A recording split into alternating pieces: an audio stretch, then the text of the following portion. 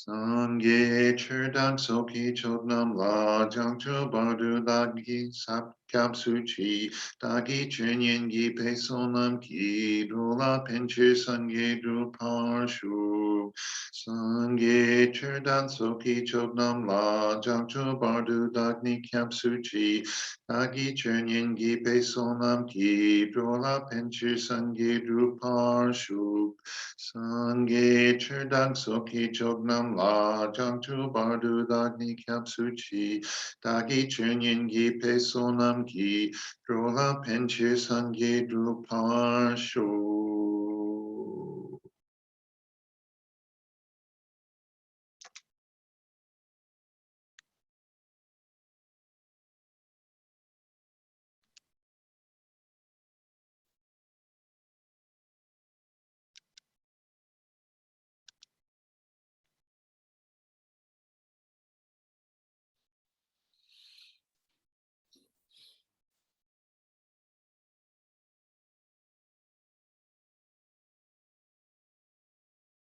I guess this is where I come in.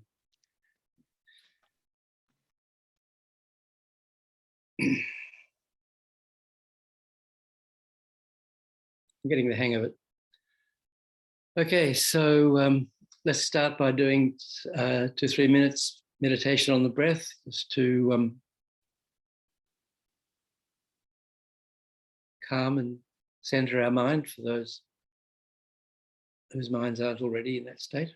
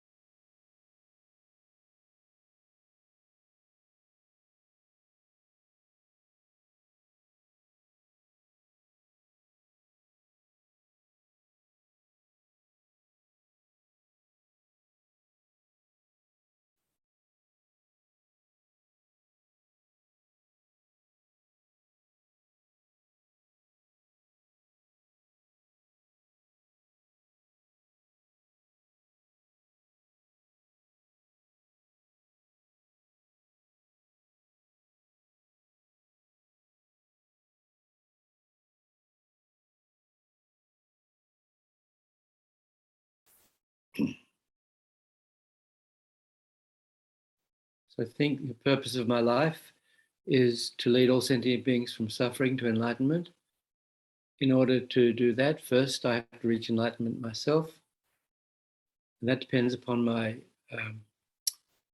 realizing the entire path to enlightenment, from guru devotion all the way up to the stage of no more learning.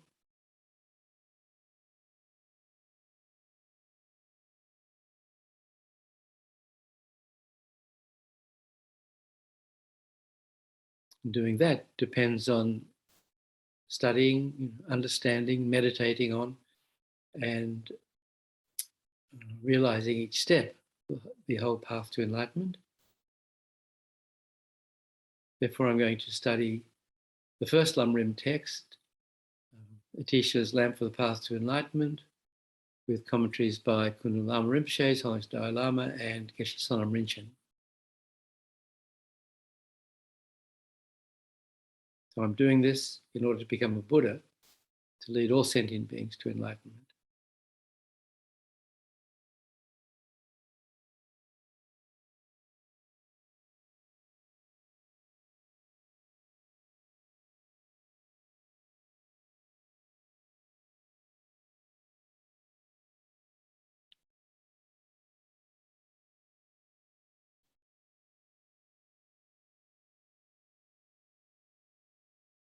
So of course that seems like somewhat of a daunting task, but countless people have done it before, so why not us eventually?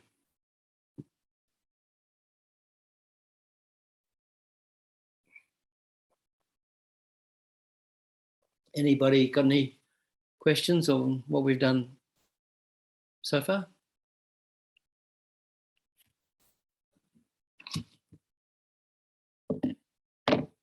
You know, if any questions come up during the class, just jump in. It's okay.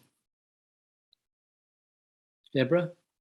I don't have a question. I just was a little confused by the 10 innermost jewels, which you talked about last time. And so I had a hard time finding much information, but there is something on the IMI website about it, a talk by Lama Zopa, a brief talk. And so that's very helpful for me. Okay, you could post a link there. Okay.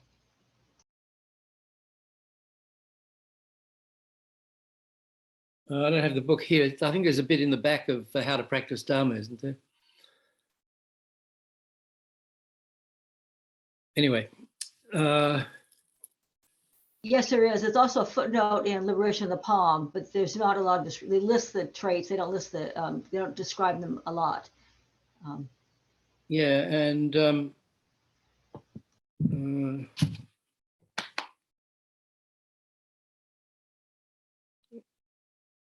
well, I don't know if I want to go off on this tangent right now, but the bit in the Guru Puja book, is there something in the back there? Yeah, I'm not sure.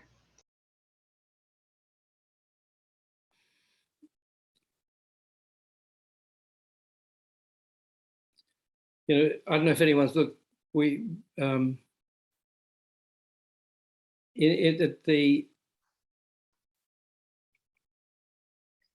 in the copy that I've got here. Well, anyway, never mind. Yeah, it's appendix 3. Yeah, in this. Appendix what? In the Guru Puja book, appendix 3. Yeah, this one. Yeah, there are different versions. My appendix 3 isn't that.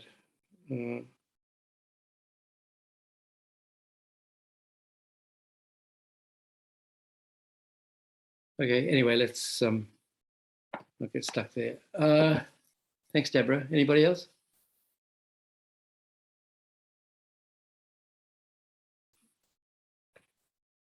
Okay. So last time we finished reading Geshe Sonam Rinpoche's commentary on verse 3, which is the path of the being of least capability.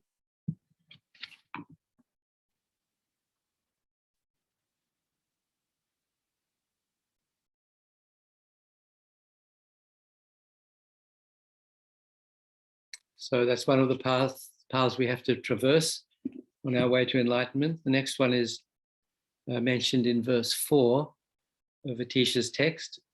Those who seek peace for themselves alone, turning away from worldly pleasures and avoiding destructive actions, are said to be of middling capacity, or beings of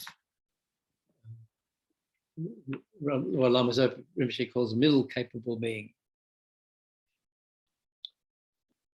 Beings of intermediate capacity. Practitioners of intermediate capacity recognize that all states within worldly existence, from the highest, known as the peak of cyclic existence, to the lowest, hell without respite, are governed by contaminated actions underlain by disturbing emotions, and therefore their nature is suffering.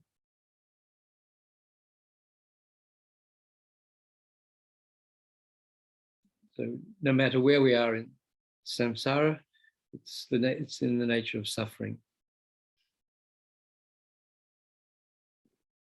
These practitioners refuse all the pleasures of worldly existence and do not wish for them even in their dreams. So Lama Tsongkhapa refers to that attitude in Foundation of All Good Qualities, where he prays that, day and night to be striving for liberation. Not even in our dreams should we wish for any of the pleasures of samsara. If we've developed pronunciation, it means.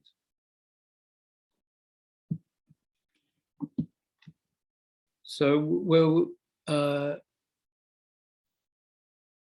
so all these different levels of samsara, especially the meditative states in the God realms, were I think that's when we were talking about Geshe Genden Lodro's book, Bill? So I think Bill posted a link to this book, Calm Abiding and Special Insight. And I didn't drag it off the shelf, but there's also this meditative states in Tibetan Buddhism by Lati Rinpoche and Dema Locho Rinpoche.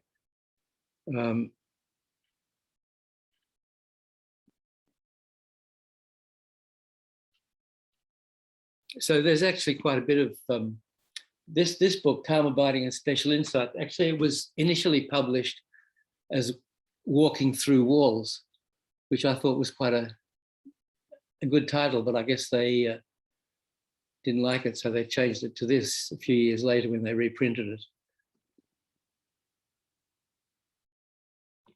Walking Through Walls, because we can at a certain point we can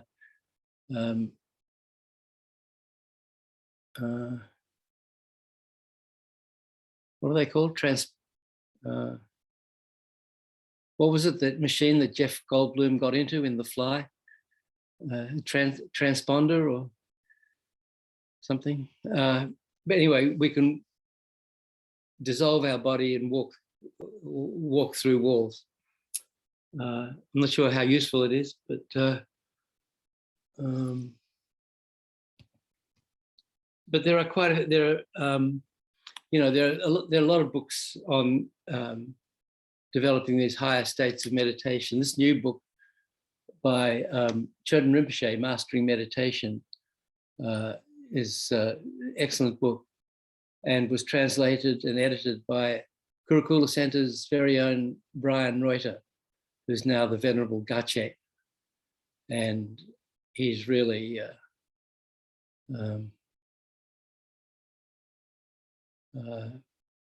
I think Venerable Gache and Venerable Aniyeshe are two of the great Sangha practitioners to come out of Kurukulla Center.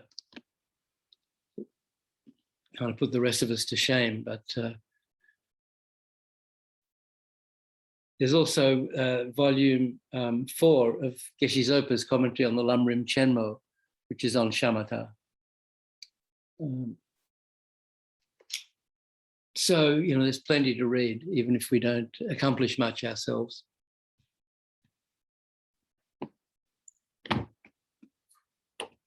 Okay, so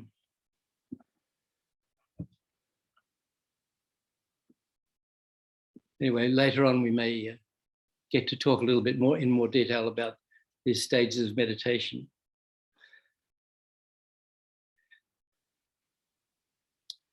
So with this powerful motivation for freedom, so I mentioned maybe a couple of weeks ago that, where Lama Yeshe explained how even when we attain liberation as an arhat, with that strong determination, incredible energy, and then when we achieve that state, when we leave our body and we just remain in that state of concentrated pure consciousness for eons, enjoying the bliss of liberation, until finally the energy or the karma for that sort of wanes, and then the Buddhas can wake us up and say, okay, good job, but you still got a long way to go to reach enlightenment, and now it's time to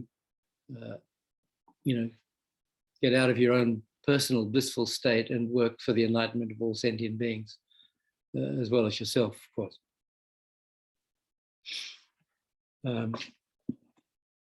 So with this powerful motivation for freedom, they restrain body, speech, and mind from all negative activity and everything associated with it, and train themselves in ethical discipline, concentration, and wisdom.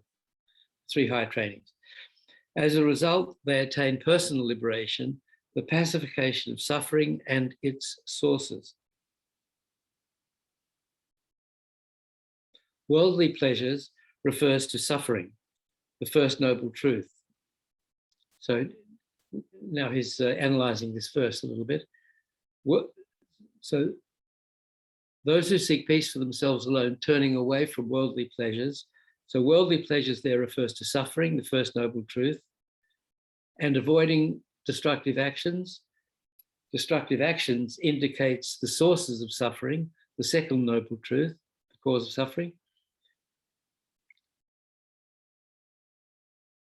And then going back to the first line, those who seek peace for themselves alone. Peace for themselves alone connotes cessation of suffering, the third noble truth.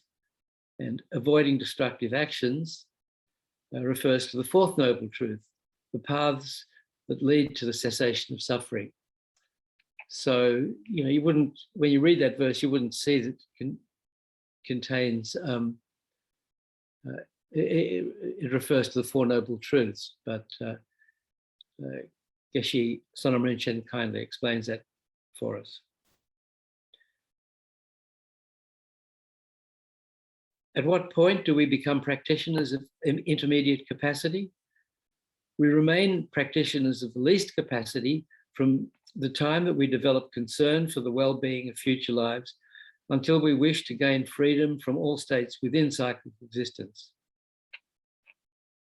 When that wish has become strong and constant, we become practitioners of intermediate capacity and remain so until we develop great compassion.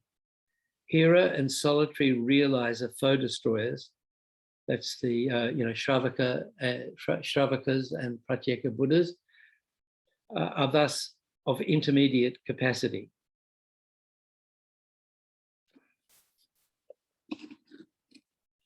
Since the main focus for practitioners of this level is liberation, we must understand what liberation means and from what we seek to be liberated.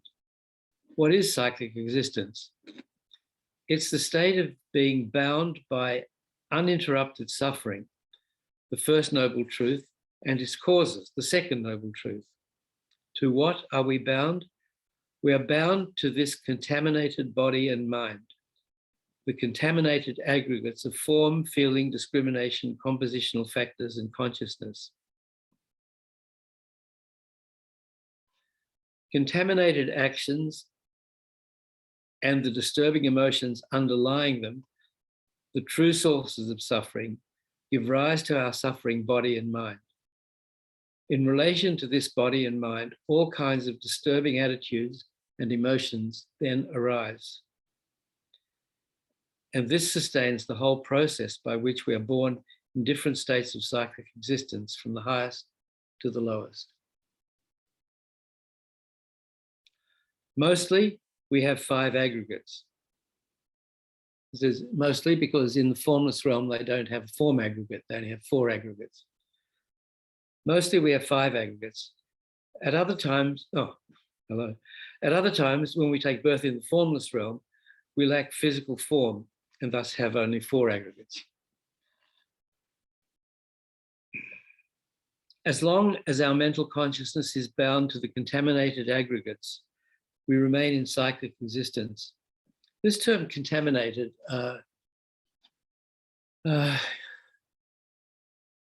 years ago, when Geshe Jumpa Gyatso came to Kopan in preparation to go to the West, and I think it was 1977, there was quite a large group of Western monks and nuns still at Kopan. You know, in 76, we were kicked out because they changed the visa laws and we went to Dharamsala. And then after some time, we came back and kind of reconstituted the Sangha community for a while. And Geshe Jumpa Gyatso had just come from Sera as a lot of the Geshes did, before they went to the different FPMT centers in the West. And Lama Yeshe had him teaching us Vasubandhu's Amidharma Kosha. And I think it was there that we came across this term contaminated, Sagche,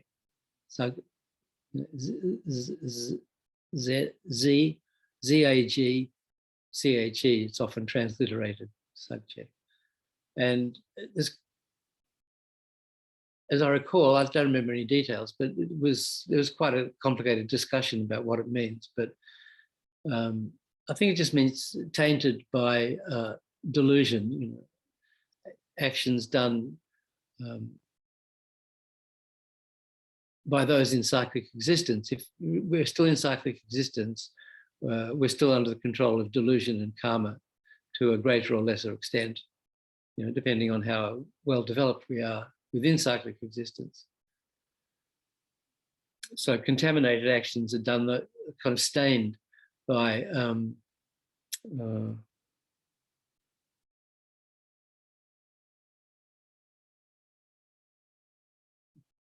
Nyunmo, disturbing negative thoughts or afflictions or delusions, usually translated. Alex Berzin, I don't know if you've looked at Alex Berzin's site in much detail, studybuddhism.com, I think it's called now, Berzin Archives. There's a lot of, you know, Alex is really one of the great Western Tibetan Buddhism scholars. And he was very close to His Holiness Serkom Rinpoche, Tsensyab Serkom Rinpoche. And you know, he and John Landau were a couple of the first Westerners in Dharamsala at the Tibetan Library, and they worked with Geshe Ngawang Dage and Sherpa Rinpoche and Kamlung Rinpoche there. And they translated quite a few things very early in the piece.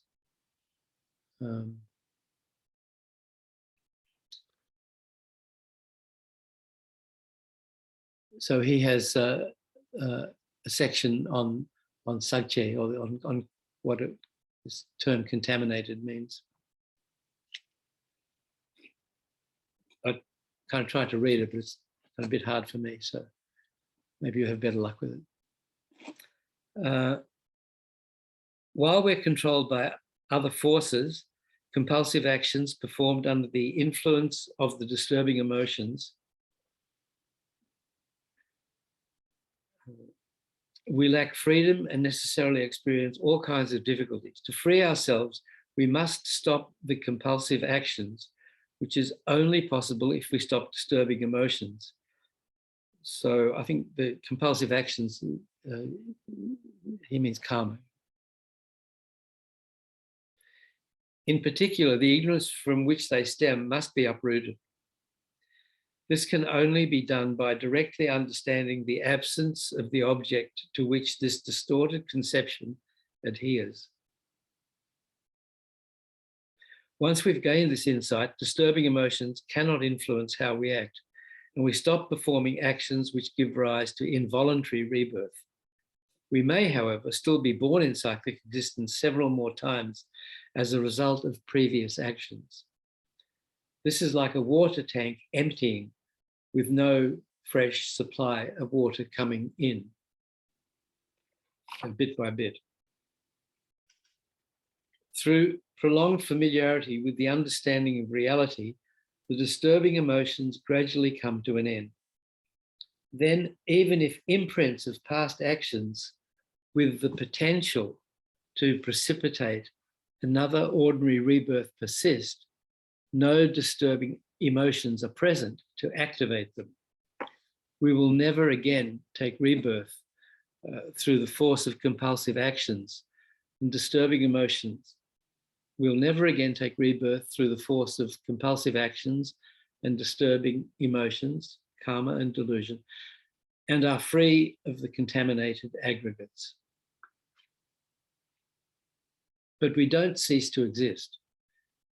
According to the teachings of the great vehicle, Mahayana, rebirths are not necessarily the result of contaminated actions and disturbing emotions, nor do they all take place in an impure environment. We can still be reborn in a variety of ways. Those who have gained complete control can choose their rebirth, while those who still lack such control can, through the force of uncontaminated action underlain by the imprints of ignorance, through prayers of aspiration and through virtue, take rebirths in which they may help others. We can already begin to create virtue and make prayers which lead to such rebirths. We have many different imprints, both negative ones and those created by contaminated positive actions. The latter, if triggered by virtue and directed by the power of heartfelt prayer, can bring about rebirth in a pure land, from where our way will be smooth.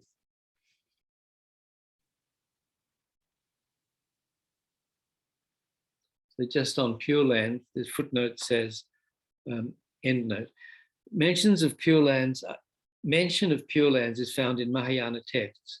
They're described as places where conditions are in every way favorable to spiritual development.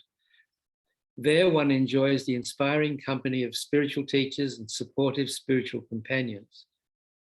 The wish to be born in such a place is not for one's own personal comfort and well-being, but because it allows one to make fast progress towards enlightenment, sought exclusively for the sake of helping others.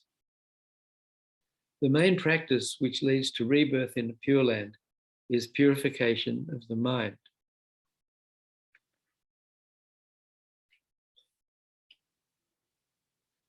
So there are also two kinds of Pure Lands. There are Pure Lands where in which you can attain enlightenment, and Pure Lands where you can't attain enlightenment, but you can make significant progress towards it. When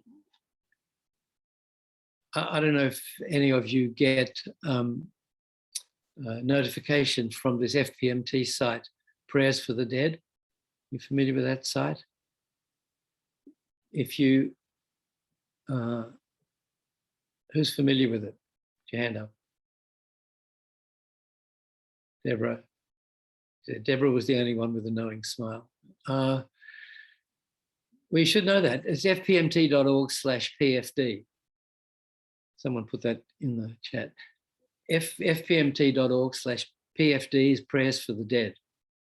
So when somebody you know, or somebody you don't know, dies, you can offer their name to that. You can put their name in that on that site, And then that name is included amongst the names that FQMT sends to His Holiness the Dalai Lama to pray for. And Rinpoche's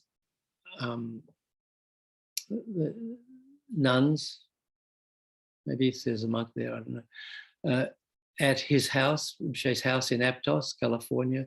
They'll make tzatzas for that person.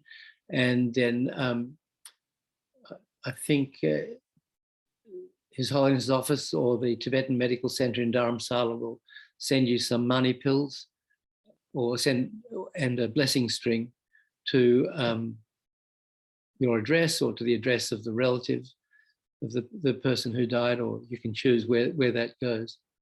Anyway, if you go to that website, you can read all about it. And you can make an offering, money offering, $5, $10, $20, whatever you like, or even if you don't, that it still happens, And you can also sign up to get notifications. So you get an email every 1, 2, or 3 days. You get an email with the names of people whose names have been offered to that site, and you can pray for that person as well. And Rinpoche says it's also important as a reminder that one day our name might be on that list, and that's how a lot of people might find out that you've died. I've found out quite a few people I've known who've died just from that list. That if you're not in touch with that person or the family or friends, you may not hear. So then Rinpoche says when you get that list with the latest names, you can pray for those people who died, and that may benefit those people, and it also benefits yourself, as well as serving as a reminder of our own sort of impending death. So one of the ways that Rinpoche said to pray is that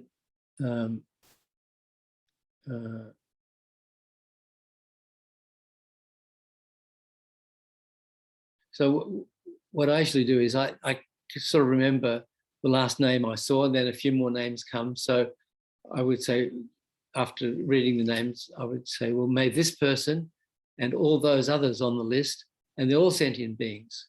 So you can broaden it as widely as possible.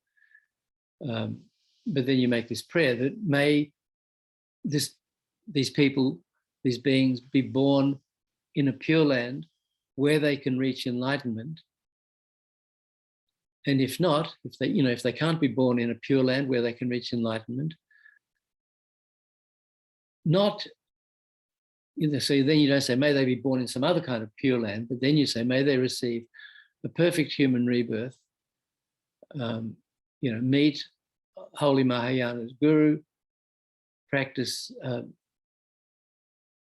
may they receive a perfect human rebirth, meet Holy Mahayana Guru, practice Dharma, never again be born in the lower realms. So that is also important to add. And may they quickly reach enlightenment for the sake of all sentient beings. So Rinpoche says that if they can't, it's quicker to reach enlightenment if you receive a perfect human rebirth with the conditions of meeting a Mahayana Guru and being able to practice bodhicitta and so on, than to be born in some other pure land. So I can't remember exactly which pure lands in which you can reach enlightenment, which ones you can't. Like Sukhavati, a lot of people pray to be born in Dewa Chen, Sukhavati, the Western paradise of Amitabha. I don't know if you can reach enlightenment in that pure land. So you can kind of go there and bliss out, but it may be better not to be born there, but to receive perfect human rebirth and, meet the lamrim teachings and be able to practice developing bodhicitta and so forth. And it's quicker to reach enlightenment that way than going to one of these non-enlightenment pure lands. Vajrayogini's pure land, Kacha Shing, you can reach enlightenment. And So I don't know if there's a list somewhere of, maybe I should ask Rinpoche, but Jennifer? Thank you, Nick. My question is, what kind of being are you to be born in a Pure Land? You mean, are you a god or something? Yes. I don't know. I imagine it's like those higher God realms where you have a light body and you're born like Padmasambhava, like born from a lotus, not from flesh and blood parents. But a desire realm god? Hi. I don't think. Oh, sorry. Go ahead. Who's speaking? Go ahead. Trey. Go on. Yeah. I was just reading Buddhist Psychology by Adrian Feldman, and he actually just went over this in the chapter I was reading. So pure realms are considered the devas, and in that book, there's actually a chart that lays out each of the different levels of all the pure realms in the form and formless realms. I believe they're not part of the human desire realm. I could be wrong on that, but I believe they're above the heaven of 33 and the other earthbound Deva realms. Does he say which realm? Is it Pure Land? I could open up the book. I was just reading it. This is a book called The World and Ourselves, right? Yeah, The World and Ourselves, Buddhist Psychology by Adrian Feldman. Mm-hmm.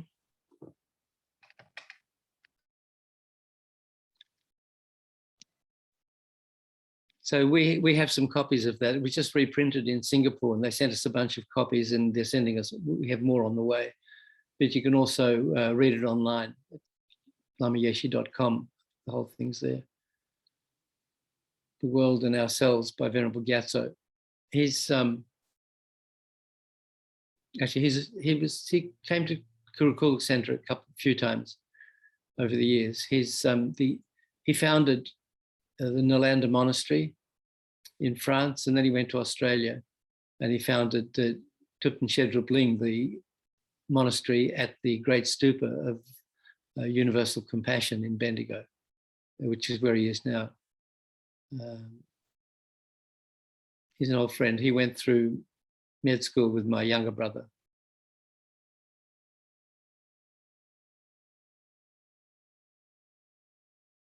Okay, well, let's come back to that later. So who asked that question? Jennifer. So you know where to research. Yeah. I'm not sure of the answer. Okay, thank you. I'll research. Nick? Yep. I couldn't quite find the quote, but in Lama Zopa's book, How to Enjoy Death, I'm pretty sure he says that Lama Tsongkhapa said we should mainly pray to be born in Dewa Chen. And if you read Lama Tsongkhapa's prayer, Yeah, to be born there, it's really reads like the aspiration to follow the Mahayana teachings, but also in the prayer it says, mainly may I emanate into impure lands in order to benefit beings. So right. While you're in the Pure Land. So does it say, so you can reach enlightenment? Well, so you must be able to reach enlightenment there based on what Rinpoche says at other times, that to pray to be born in Pure Land where I can reach enlightenment. And if not, receive perfect human rebirth.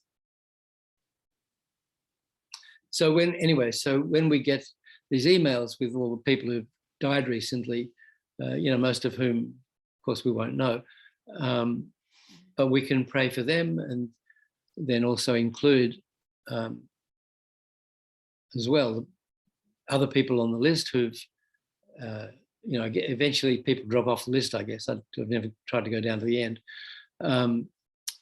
Maybe after 49 days they drop off. I'm not sure how it works. But then you include all sentient beings. It's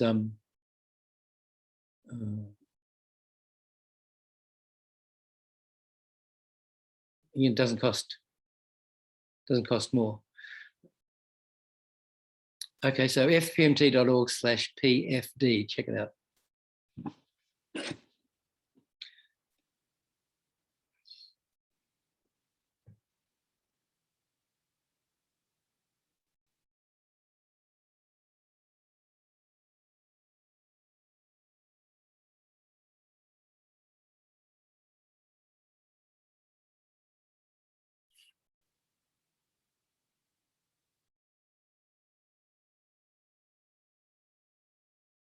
Yeah. Also, I found the particular page where he clarifies that point. It's page 38, if someone wanted to. What does he say? Precisely. So he says, in regards to Pure Lands, it says, Bodhisattvas who have attained the direct realization of emptiness may be born in the highest Pure Lands, Akanishta, where Buddhas exist with the physical form of an enjoyment body, Sambhogakaya. Enjoyment bodies are immortal in that even though they change moment by moment, they remain forever effortlessly teaching the Mahayana doctrine to the retinue of Arya Bodhisattvas. For ordinary beings, as well as those who have realized emptiness, the enjoyment body manifests Pure Lands or emanation bodies. Nirmanakaya teach either the Mahayana or the Hinayana doctrine, according to the disposition of those who have created the cause to be born there. Jeffrey Hopkins says, perhaps it could be said the ability to produce Pure Lands is a conscious sublimation of the uncontrolled process of creation of less suitable worlds by contaminated actions. And then he talks some more about, he says, Akanishta, none higher Pure Lands are technically at the level of the fourth form realm concentration, while Nirmanakaya Pure Lands can be at other levels. Okay, well, that's quite intense. So that's, that's one of those things we should read and think about. So maybe if someone can find the link to that book on lamayeshi.com and put that in the chat as well.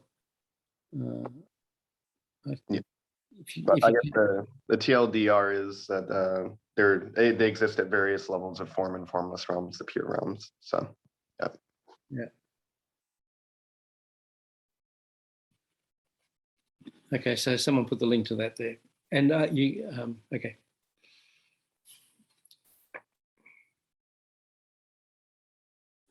So does that imply that they're all within the samsaric realms?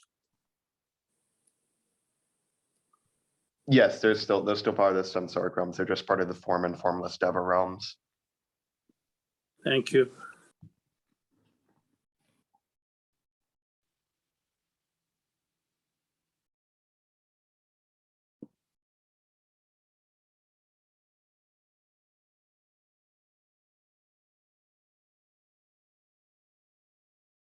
So there are pure lands that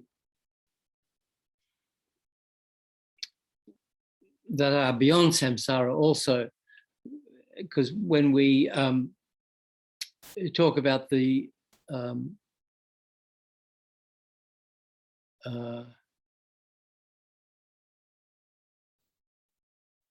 Rupakaya, the form bodies of a Buddha, there are two kinds. There's the Nirmanakaya, which would appear in a form that we could relate to, like Shakyamuni Buddha or other manifestations. But there's also the Sambhogakaya, the so-called enjoyment body, that resides in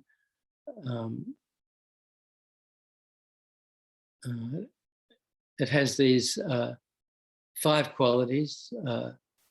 It lives in the definite realm of Akanishta, Ogmin.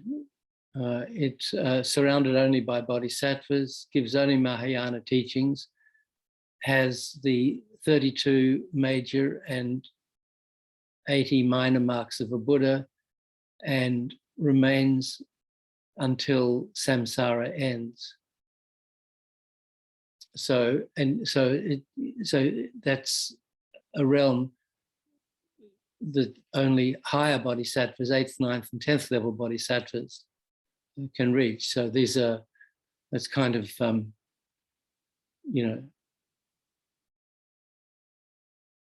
if the first 7 levels are kind of bodhisattva high school, this is kind of, those are bodhisattva university.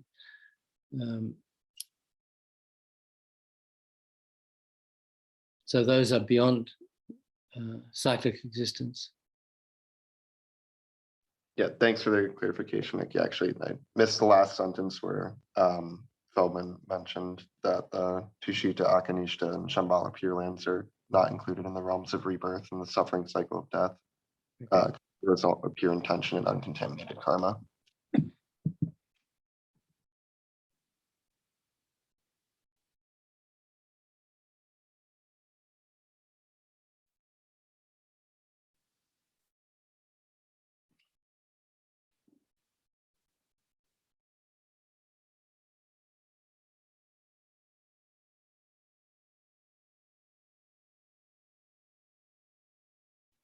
So Geshe-la says, we can already begin to create virtue and make prayers which lead to such rebirths.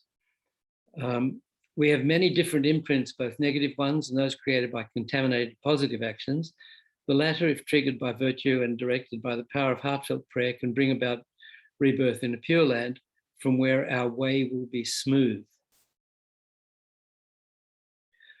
To gain liberation, those of intermediate capacity meditate on the Four Noble Truths, the 12 links of dependent arising, selflessness of the person as accepted by all schools of Buddhist philosophy, and on subtle selflessness, the absence of true existence as posited by the Madhyamaka schools.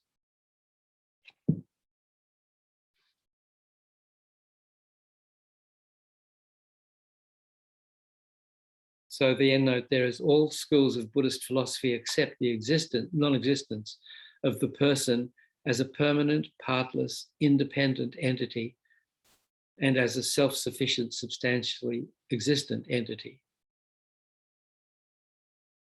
So, that idea is accepted and then developed by all Buddhist schools. To gain liberation, those of intermediate capacity meditate. Oh, I've just done that. The Four Noble Truths consist of two sets of causes and two sets of effects. True sources of suffering, or causes, true sources of suffering give rise to true suffering. These two belong to the afflicted side of phenomena. True paths give rise to true cessation of suffering. These two belong to the purified side. When teaching the Four Noble Truths, why did the Buddha in both cases speak of effects before the causes? He did so because this is the most effective order in which to meditate on them. To encourage us in this, the Buddha said, recognize suffering only when we are fully aware of the many kinds of suffering that afflict us, recognize the great disadvantages of our present condition and feel a strong aversion to it, will we begin to search for its causes. So that's why, the diagnosis of the illness is made before looking for its cause. When meditating on the different kinds of suffering, we may use classification of 8, 6, or 3 main types as a framework. So, again, this is a big part of the so-called middle scope. There's different kinds, classification of suffering into these different lists.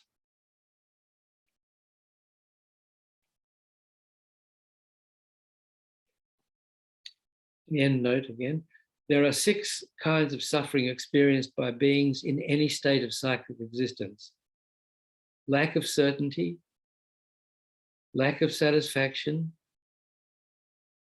having to give up one's body repeatedly, being conceived over and over again, repeatedly alternating between high and low rebirths, and being friendless.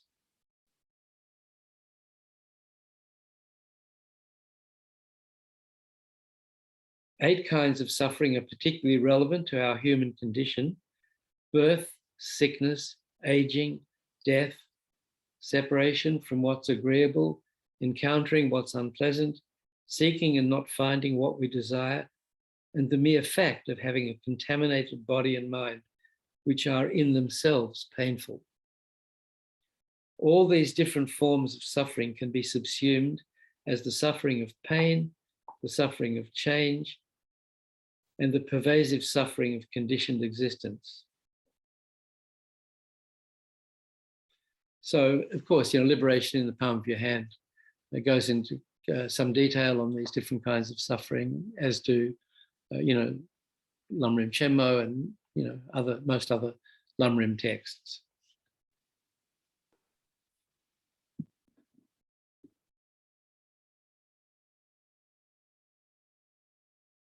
So there's, obviously quite a bit of overlap there, but it's just meditating on suffering from these different points of view really can be very effective in helping us develop renunciation. It just, whichever way you slice it, samsara is suffering.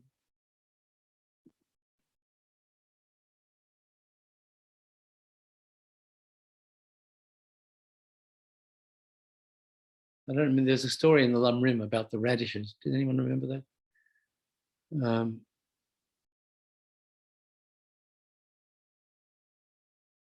I can't remember exactly how it goes, but somehow there was there was a famine in a certain part of Tibet, and the only food they had was radishes.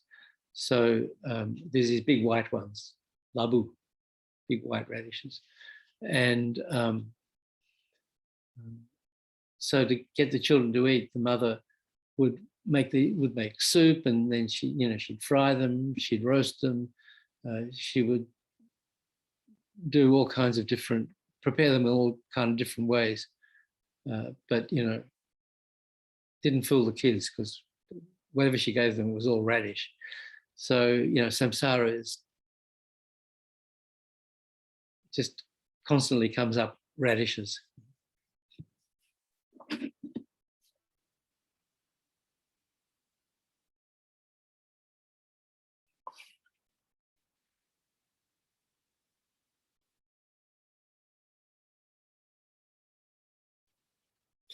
In the Sublime Continuum, Uttara Tantra,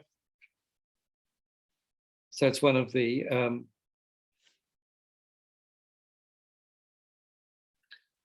five Maitreya texts that Maitreya taught to a Sangha when he took him up to Tushita. In the Sublime Continuum, Maitreya compares us to a sick person who's seeking a cure. First, the sickness must be diagnosed correctly, then its causes can be ascertained. In the hope of bringing about a complete cure, the patient carefully follows a prescribed treatment. Similarly, when we're aware of what is wrong with our condition, we can begin to look for the causes. Investigating these causes, we'll discover that we can rid ourselves of them and attain a state of glorious well-being. This inspires us to do what is needed to attain that state. So, glorious well-being sounds good. Cyclic existence is unsatisfactory because, as a result of our birth through contaminated actions and disturbing emotions, karma and delusion, we're bound to suffer. Not only do we experience the obvious suffering involved in birth, sickness, aging, and death, we constantly encounter hostile people and unwanted situations. We're separated from loved ones and from what we desire. In our search for what we want, we meet with frustration.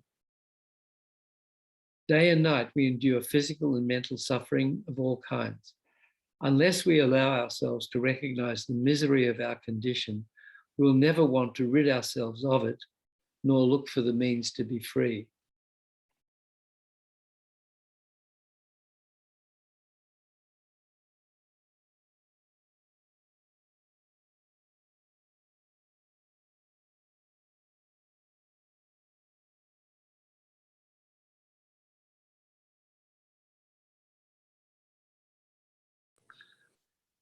It seems to me that within the Pali view, the Buddha has a final life, and that final life includes his having to experience death, and whether he enters nirvana during that life or whether he enters nirvana first after that life, when asked about it, he says, well, I can't tell you whether the Buddha exists, does he, et cetera, et cetera, et cetera. So it appears as though the Mahayana with the 10 levels, at the 8th level, where you are guaranteed not to fall back in any way, that you have in some sense, even as you have in the smaller sense, transcended the karmic thing with the entering the path of seeing. You, at that point, have entered a path where you can no longer do anything but attain Buddhahood. And so within that little niche there, you have the possibility of these nirvana-like beings, but who have not entered a nirvana which can't be described or talked about or whatever. You can still talk about it. You could have them come back. You could have them do all sorts of things. So it's in a sense, it's necessary for the idea of the Mahayana to have this sort of a state interposed there, and whether that state is in fact, how does that state, my question, how does that state of the 8th level and above relate to the state of nirvana or nibbana? And can a Buddha, having attained nibbana that we can't talk about, come back? Or does that make any sense? Or does a bodhisattva practitioner at the 8th level and above enter nibbana and come back? Can anybody enter nibbana and come back when the idea is that the fire has gone out, the fuel is extinguished, et cetera, et cetera? These have a finality, and yet when asked about it, it doesn't appear to be final. There still appears to be an openness. And in these bodies, if a body of the Buddha, the fully enlightened Buddha, corresponds to all that exists, so in other words, is not separate from everything of existence throughout all space and time, whatever that means, is that a type of nibbana? And I'm sorry to ask so many questions in one question.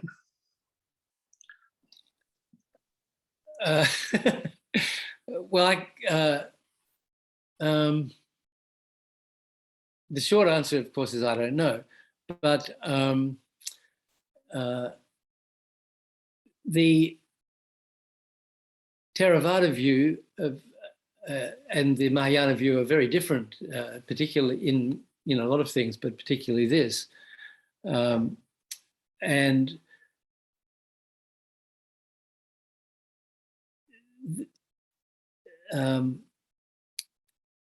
the 8th and above level bodhisattvas, the nirvana they attain in terms of understanding or realization is the same as that of the Theravada or Hinayana, whatever you call it, arhat.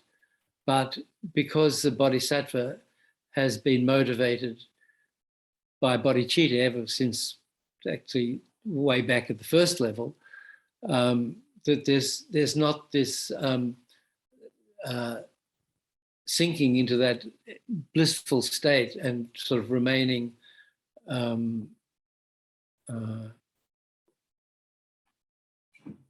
in the pure concentration on the realization of the blissful state of pure realization of emptiness that I was talking about before, that that the arhats attain through their intense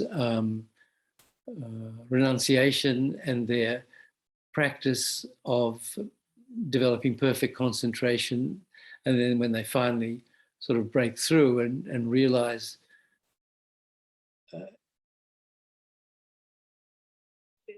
emptiness and have transcend their ego and delusion and karma.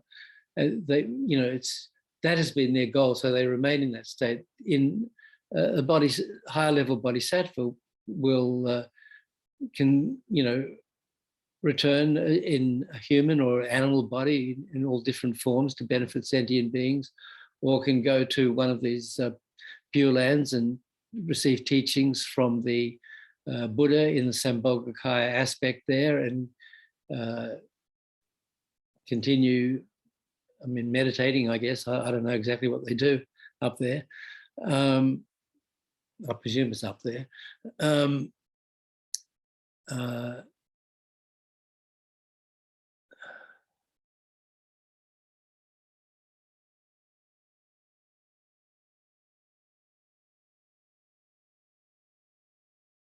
Yeah, I don't know exactly. What was your question? Main question there, Bill? Well, I think that the Pali, the explanation of the Shakyamuni Buddha, and I don't speak with this knowing really what I'm talking about, but the idea is that there is an attainment that Shakyamuni Buddha has or is asked about before he dies. Where does the Buddha go? Does the Buddha still exist, not exist, blah, blah, blah, all of this. And the answer is there, silence. So it leaves it open. It could be, who knows? So, but within the Mahayana system, because you don't want to even imply that the Buddha has reached a state where he's beyond helping other people, it would seem to me you interpose these 10 levels, and especially the 8th level and above, where you can have vast numbers of beings who could attain this level theoretically, and these beings then are able to go into the other realms and be reborn and so on. So the answer for them in that state is not, I can't say anything about it, but rather here's what it is and here's all the things that they can do. But yet but somehow that has to be, it seems to me, if we believe that the Buddhist systems are one, it has to be consistent with what the Buddha says, which is, I will attain the final goal, not some intermediate goal, but the final goal of release. And what does that mean? I mean, I don't see how these two things dovetail. I don't see, unless it is that the Buddha in the final rest becomes all things, that in that moment is indistinguishable from all things, including all the bodhisattvas in the 8th realm and above, that there is no longer a body, or the nibbana is then oneness with all that is, and therefore everything that is going on would be the Buddha. I'm trying to make logical sense of the two different. I think if we go back and look at between the two schools, the way the Buddha is described in the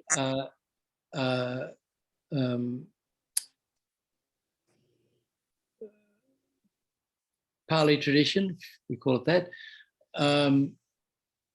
the Buddha was, what you see is what you get. The Buddha was born as a prince, and he did this and he did that, the 12 deeds, and then he reached enlightenment, or he attained parinirvana, went to nirvana, and then when they asked him these different questions, like what happens to the Buddha after death and stuff, he remained silent. I think there are 14 questions that the Buddha's answer was silence.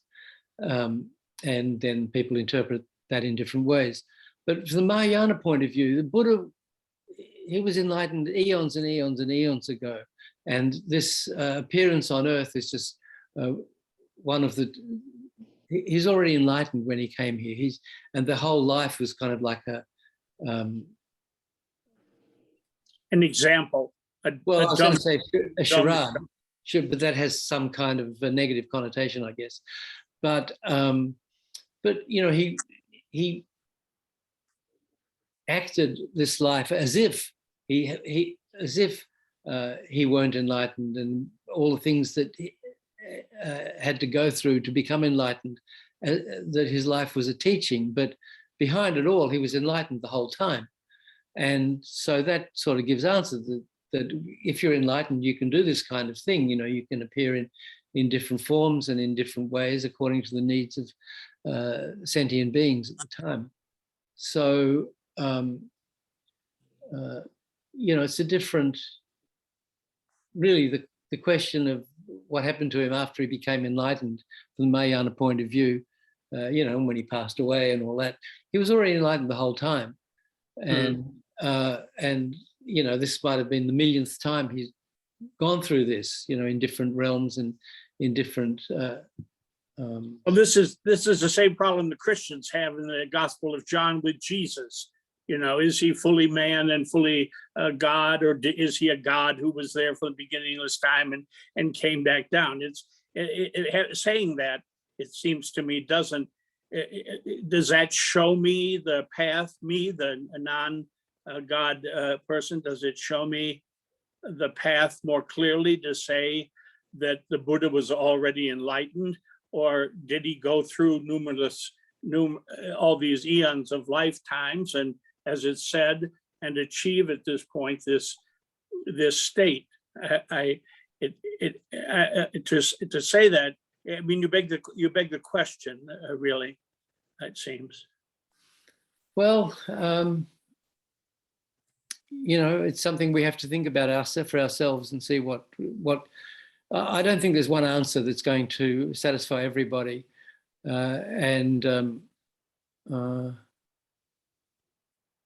you know, I think we could get stuck here for a while, so I think we better move on. But okay. But yeah, great questions, Bill. You know, I don't really know the answer. I accept what Lama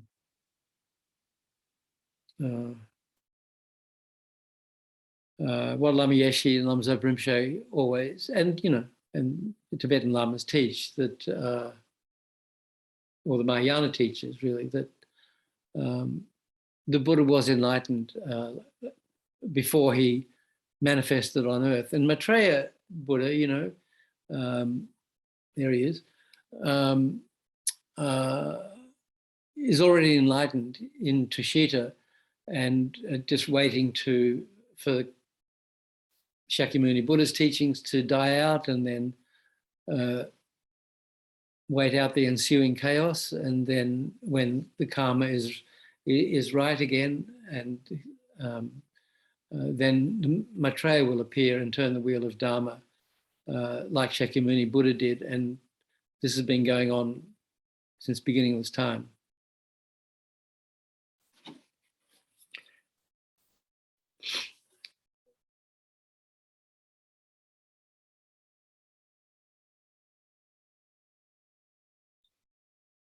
If we take an obvious form of suffering like a headache and try to discover what causes it, we can, of course, find many possible contributing factors, such as the food we've eaten, stress, eye strain, or time spent in the hot sun. Underlying this, however, is a past negative action stemming from disturbing emotions, at the root of which are our own lack of understanding and misconception of the self. When we see that the true cause of our misfortunes lies within, we can stop looking for something external to blame and take responsibility for bringing about an inner transformation and for making our mind calmer and more controlled. The disturbing emotions have the opposite effect. They make the mind troubled and uncontrolled. And I mean, I suppose there are lots of bottom lines in Buddhism, but this is one of the bottom lines, that what we experience ultimately it comes from within ourselves. It's not coming from out there. So, when, what did somebody say? The central philosophy of Buddhism is, it's all your own fault. And we always forget that, we blame, the weather or the politicians or,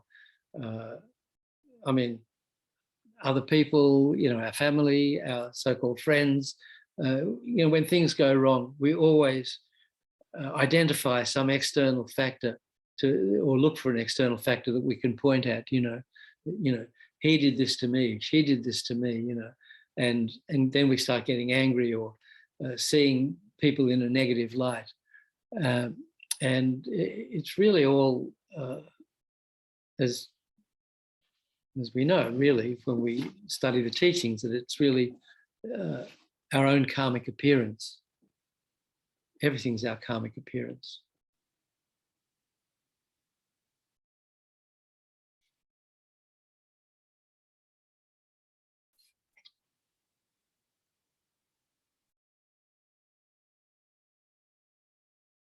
I keep losing my place. What was the last thing I read?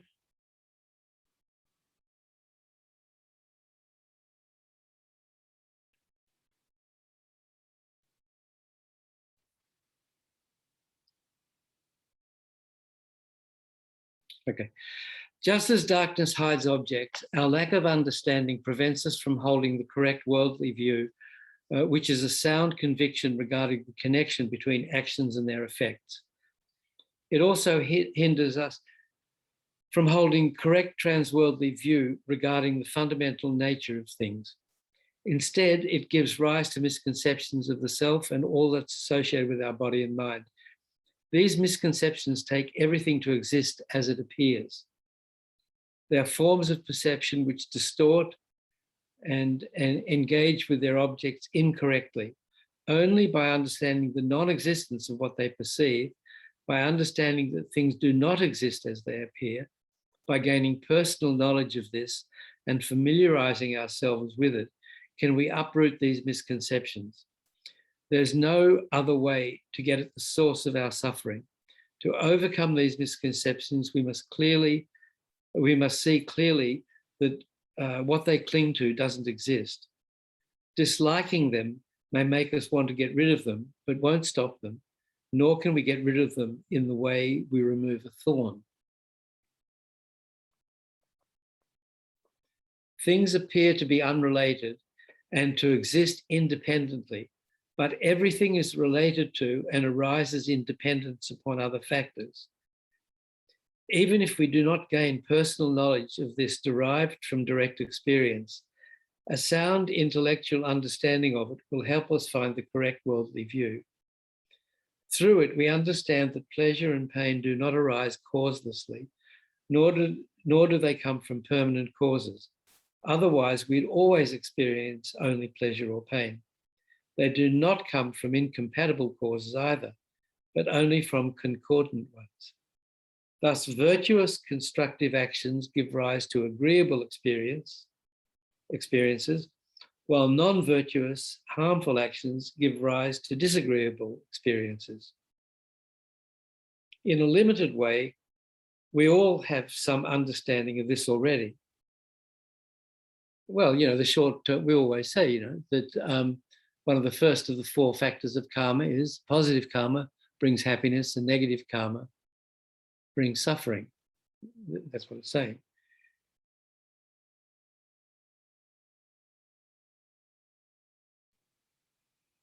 And not to discourage, thoughtful inquiry, but that's what really matters for us at this level. Not, how the Buddha exists or whether the Buddha did this or whether the Buddha goes like that. And maybe that's why the Buddha didn't answer. I don't know.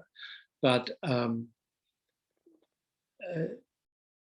Lama Yeshe would say, the Buddha isn't our business. The Buddha is his business. Our business is suffering and its cause, and and how to understand the nature of our own mind. The fact that everything is dependent on a host of factors rules out all possibility of things existing in the discrete, unrelated way in which they seem to exist. Through understanding the fundamental nature of things, we realize that it's possible to shed the misconceptions that drive us. The intelligent approach is to investigate the feasibility of gaining liberation. The intelligent approach is to investigate the feasibility of gaining liberation. When we recognize that the conception of things as objectively existent is a distortion which can be eliminated, the attainment of liberation is seen to be feasible.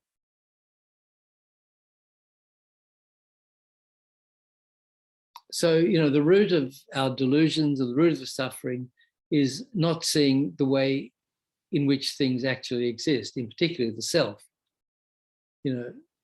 So the wrong conception of the self-existent I.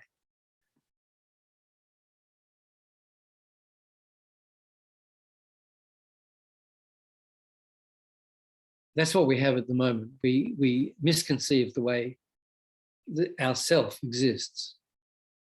The I that we always think about. So if that's a wrong conception, it implies there's a right conception. So right there we can see that if we can change the wrong conception to the right conception, that's the way to liberation. So, it's quite simple in a way to understand. The ability to perceive reality clearly demands the practice of special insight. This can only be cultivated if we have developed intense concentration. Such powers of concentration are hindered by a lack of physical and verbal discipline, which creates a distraction. A firm foundation of ethical discipline is therefore indispensable. So these three kinds of training can also be expressed in terms of view, meditation, and conduct. View is our understanding of reality. Meditation refers to the development of concentration, and conduct refers to the cultivation of what is physically, verbally, and mentally wholesome, and the avoidance of what is not. They're important in everyday life too. We won't find a decent job if we're not reasonably intelligent, and we won't accomplish anything unless we can concentrate. Even if we're intelligent and concentrate on our work, we won't keep our job long if we're unprincipled, dishonest, and unpleasant.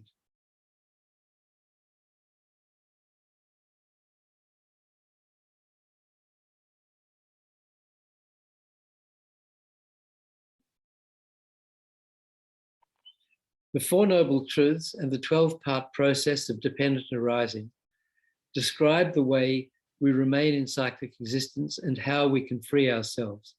Both suffering and its causes have many gradations of subtlety, and it's necessary to identify the most subtle levels of both.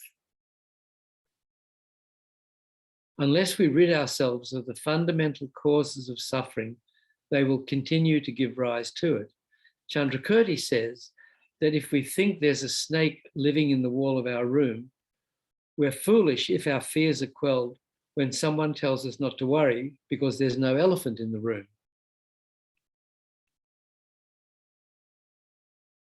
I know people are always talking about the elephant in the room, but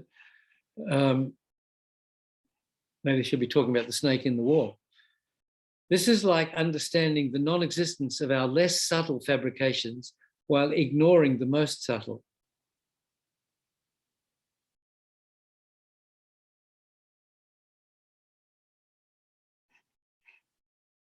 We all regard physical mental pain as something unwanted. It's much more difficult to recognize contaminated pleasure as a form of incipient suffering.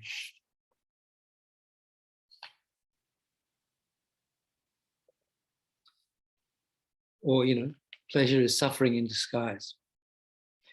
Our search for pleasure preoccupies us and takes up most of our energy. Yet it's doomed to failure from the start, because none of these pleasures can give us the real and lasting happiness we crave. The most subtle level of suffering is the very fact that this body and mind have come into being through contaminated actions and disturbing emotions. This means suffering is integral to our present condition.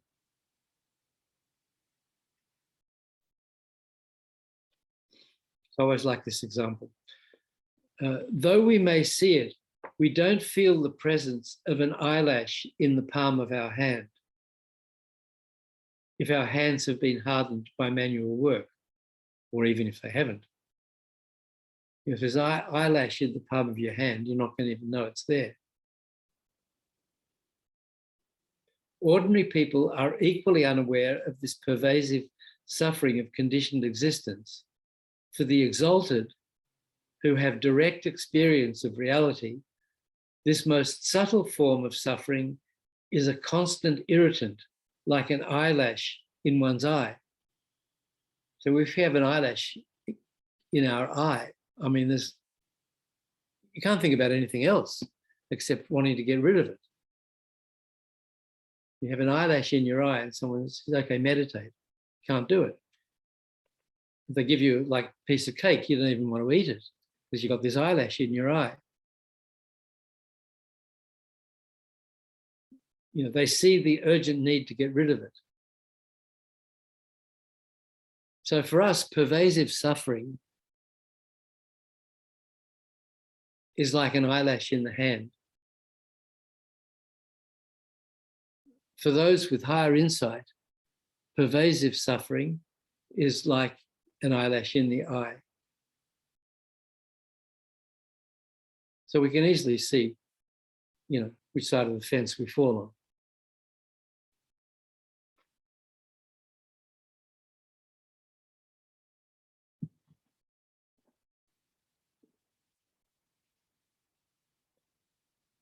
So when we experience samsaric experience, suffering or happiness or whatever it is, as an eyelash in the eye, and want day and night to get rid of it, then that's the realization of renunciation. But as long as we're numb to that, then, we'll go about our daily life as if everything's okay. And it's not. Cyclic existence doesn't refer to lay or family life, and becoming a monk or nun doesn't mean we leave cyclic existence behind. The only way to do that is to stop the process by which we take birth as a result of contaminated actions and by disturbing emotions. The 12-part process of dependent arising, end note. We'll get back to that. The 12-part process consists of 2 sets of causes and effects, both of which must be complete for a specific rebirth in cyclic existence to occur. The 2 sets are the projecting causes and their effects, and the completing causes. The 2 sets are the projecting causes and their effects, and the completing causes and their effects.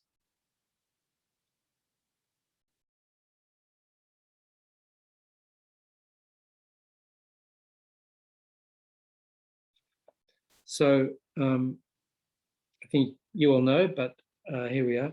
The 12-part process, or the 12 links of dependent arising, is normally enumerated in the following order. So there are a number of books that go into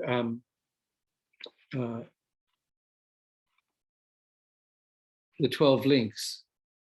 So there's this one, King Udriana and the Wheel of Life. So this explains, so there's a, we have a tanka of this at the center in the lobby there, or, the tea area somewhere. And there's a handy drawing of it here. King Udriana, this was published by Mahayana Sutra Tantra Press. It's Geshe Tachin's people in New Jersey, Hull, New Jersey. Geshe Tachin was a direct disciple of Pabonka Rinpoche.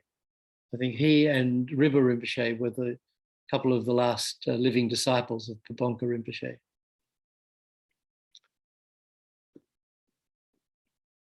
So the 12 links are shown here around the rim. But there's also this book by His Holiness called The Meaning of Life. So this whole book is about the 12 links. And we published Wisdom, we published this. So it has a color tanka like the one we have at the center, and then it has, close-ups of the different sections of the Wheel of Life, the different realms, the hub, and so forth. Then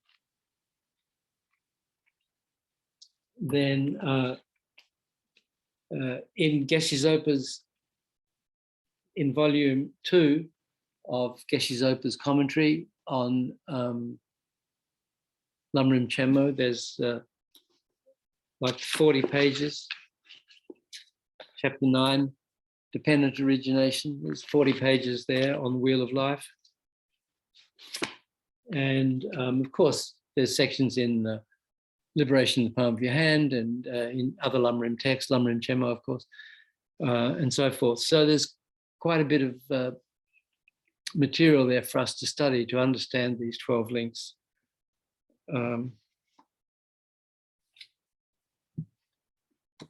So could I say something about that? This is just a funny thing, but in the middle you have the pig and the rooster and the snake.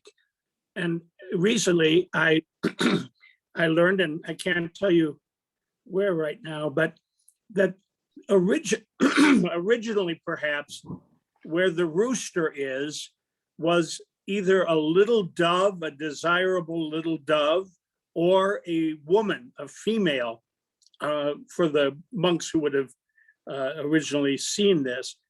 It always disturbed me that the rooster is pecking at things, wanting to have, and the snake, you feel averse to the snake. So why don't I feel drawn to the rooster? You don't feel, but he represents the pecking, the grasping, the having. But if it were a woman or a desirable little bird, then you could feel the longing for it and the aversion, and the symbols would have a similar type of meaning. It always bothered me. And so this was an explanation that was given about how maybe that rooster was originally either a little dove or a female to be desirable. So you desire the female and you're averse. I don't think they're there for the effect they have on people. I don't know about this thing about a woman. I never saw that. But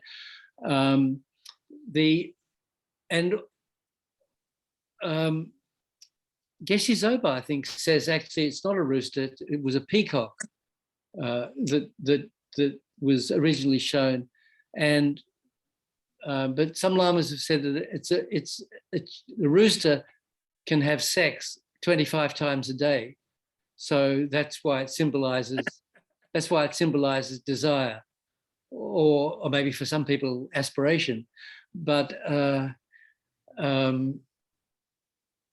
25 seems quite a lot.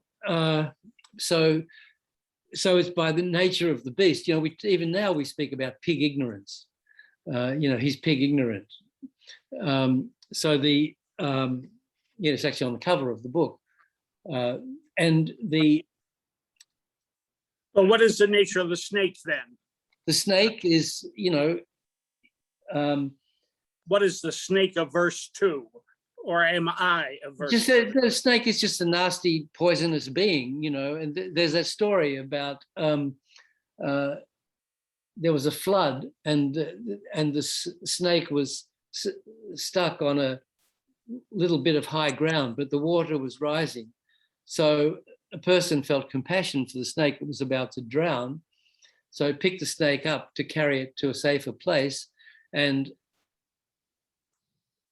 halfway through the passage to this safer place, the snake bit the person who was carrying, and the guy says, "I'm saving your life. How come you bite me?"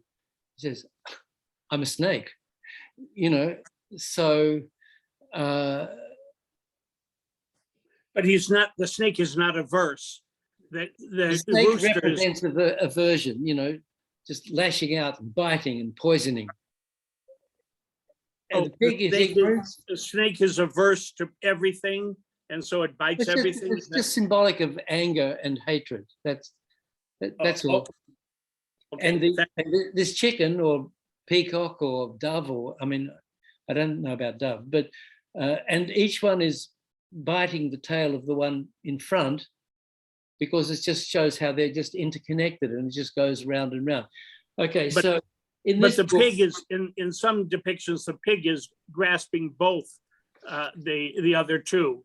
In fact, the one they did a teaching at Kushita in Dharamsala on the 12 legs just recently, and they use the one where the pig is biting the tail of the rooster and the snake, not a circle, but the ignorance grasping at grasping and aversion, recognizing those differences. So it's not always a circle either.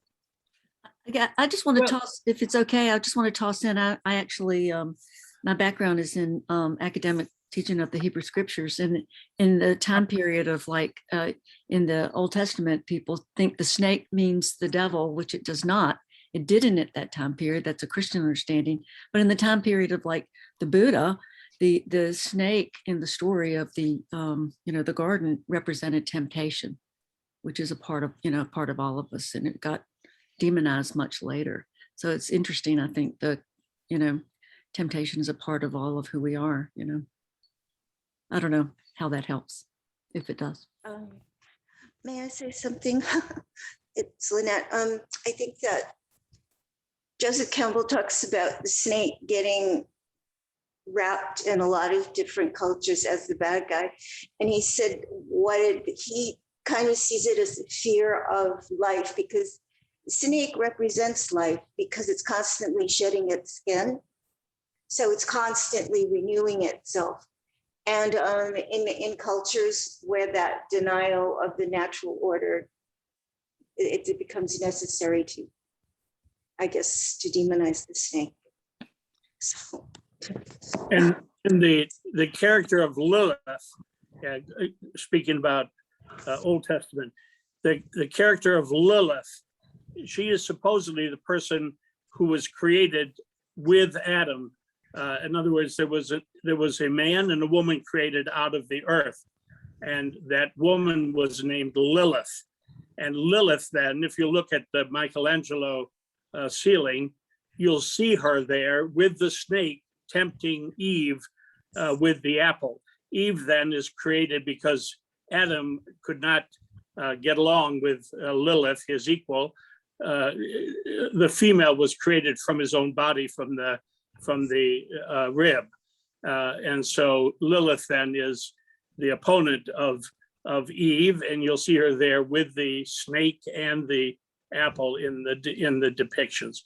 That adds nothing to our conversation, Right. but it's And I would have to say that that's a later sort of thing, and that it's at any rate not contribute to this conversation, but not to be taken literally, the story. well, actually, the Lama Yeshe told, I'm sure it's probably in these books too.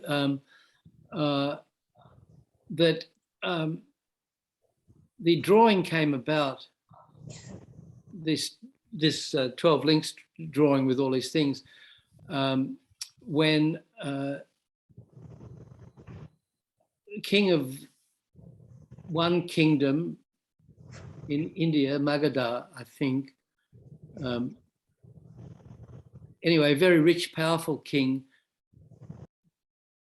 gave very expensive gifts to the king of the neighboring area.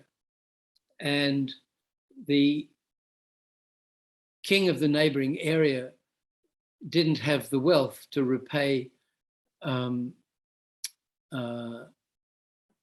the rich king in kind. And so, but he kind of felt embarrassed and he didn't know what to do. He asked the Buddha, well, I'd received these incredible, beautiful, expensive gifts from this other king. I can't give something materially lesser in return. What should I do? So then the Buddha had an artist make this painting of the 12 links, and he said, well, give him this painting. And so this king, the rich king, was very worldly and aggressive and warlike, but he received, in response to his giving all these expensive gifts to his neighboring king, he received a painting. So he was kind of surprised by that, but he looked at it, and then through looking at it, he realized, the Dharma teachings, and then completely changed his way of thinking from worldly to spiritual, something like that. But where it comes from is Lama Zopa in The Wish Fulfilling Golden Sun. This is this course textbook that we used to use, the Copan courses, and went through several editions. This is my beloved, precious last edition that I had, and it's full of my notes and stuff.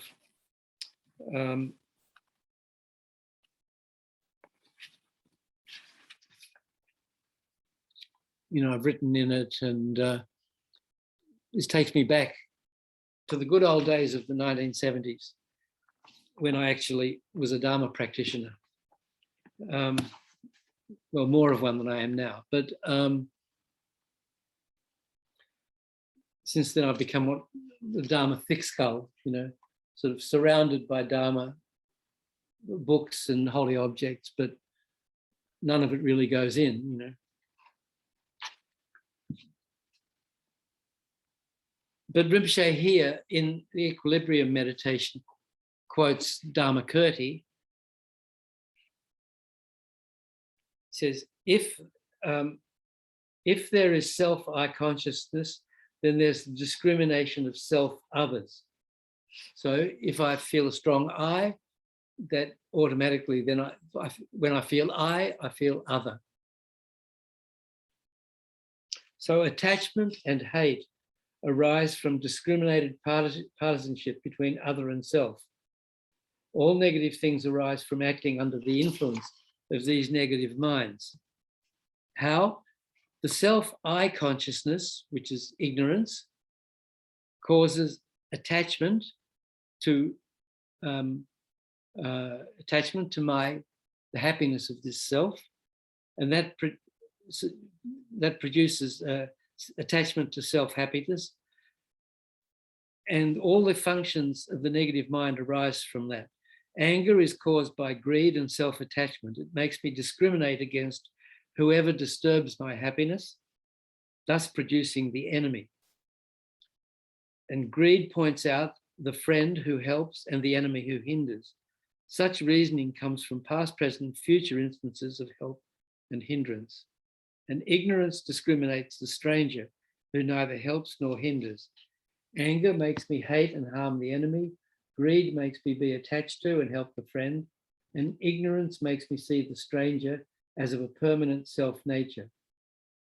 So this comes in the context of the equilibrium meditation, when we're trying to equalize friend, enemy, and stranger, and see that these distinction of other sentient beings as, close, distant, or irrelevant come from ignorance. And so that's really what the hub of the wheel is supposed to represent. Ignorance is the fundamental cause. So when this artist originally created this painting for the rich king, he had to come up with a symbol for ignorance and came up with the pig.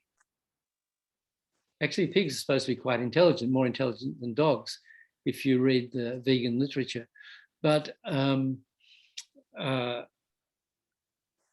that's another issue. The pig symbolizes ignorance, and the evolution is that, I'm ignorant. Yeah, we all have this inherent wish to be happy. And when we couple that with the wrong conception of the self, we have this idea that I want to be happy. We get attached to our own self-happiness.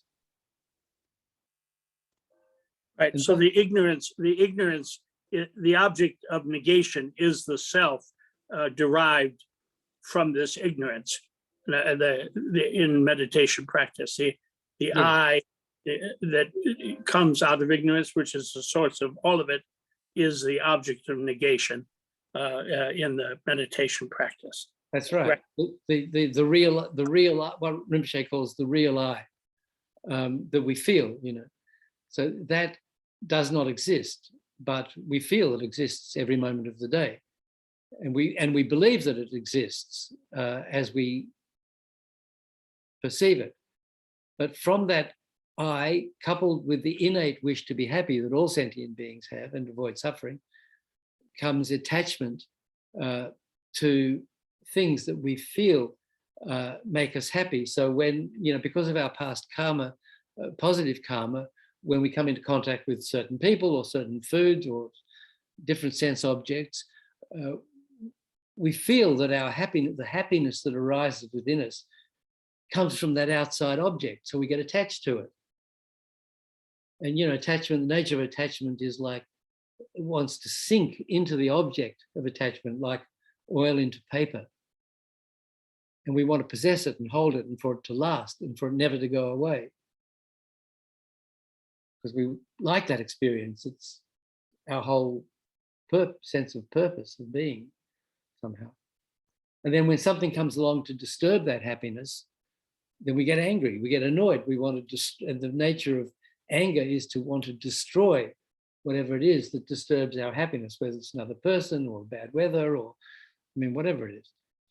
So those are the three fundamental, what the Buddha called the three poisonous minds: ignorance, attachment, and aversion. And that's how they evolve and function within us. And when we act under their influence, we leave imprints on our consciousness, karma, that positive, the negative, that arise when they ripen into future experiences of suffering. Anyway, so and the fact that dependent origination is the same as emptiness means that realizing that the object of negation is dependently arisen dispels immediately this tendency to have a self and then to grasp and all the things that the self does. So the fact that it's dependently arisen and not inherently existent is the antidote, and through the Prajnaparamita or simply through the analysis of dependent origination with a self.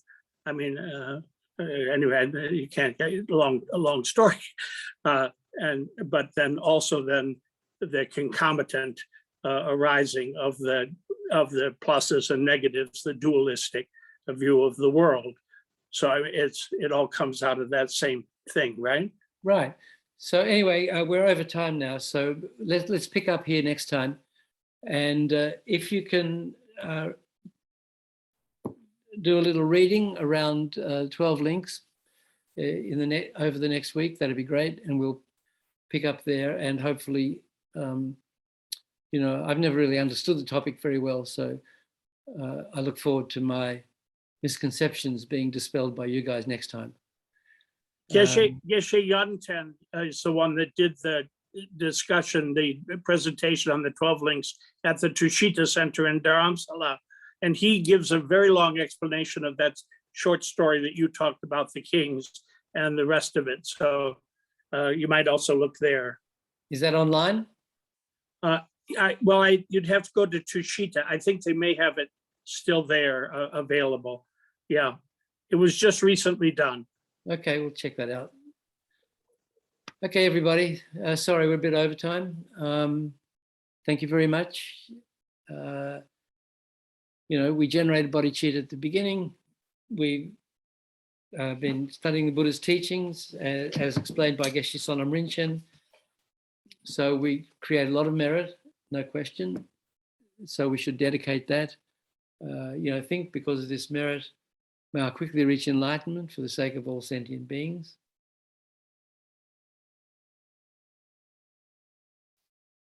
And someone can do the brief concluding prayers.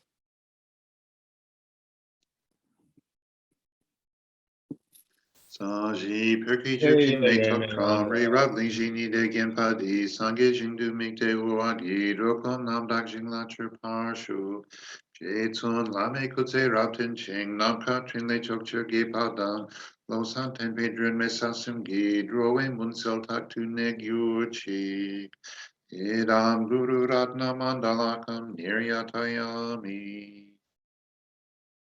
In that snow mountain encircled land, source of every benefit and joy, may Lord Tenzin Gyatso Chenrezig remain in life till samsara's end. Savior, the snowland teachings and transmigratory beings who extensively clarifies the path that unifies emptiness and compassion to the lotus in the hand, Lord Tenzin Gyatso, I beseech, may all your holy wishes be fulfilled. You who uphold the subduer's moral way, who serve as the bountiful bearer of all, sustaining, preserving, and spreading Manjunath's victorious doctrine, who masterfully accomplishes magnificent prayers honoring the three jewels, Savior of myself and others, your disciples, please, please live long. Through this virtue may I swiftly, having gained Guru Buddha state, place each and every sentient being without exception in that state. Precious supreme Bodhi mind merit, where unborn arise and where born never decline, but increase forevermore. Made sewe ter chen chen rezik rime kempe wangpo jampal yang dupo mando jongze sangwe dagan chen kepe sugyen songkapa lo sandrape jabla solwate. Thank you, Nick. Thank you, Nick. Thank you, Nick. Pablo. Okay, yeah, thanks again, everybody. And hope to see you next week.